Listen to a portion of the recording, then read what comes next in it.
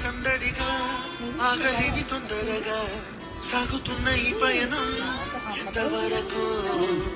రేపు వైపు ముందడుగా లేనిపోని దుందుడుగా రేగుతున్న ఈ వేగం ఎందుకొరకో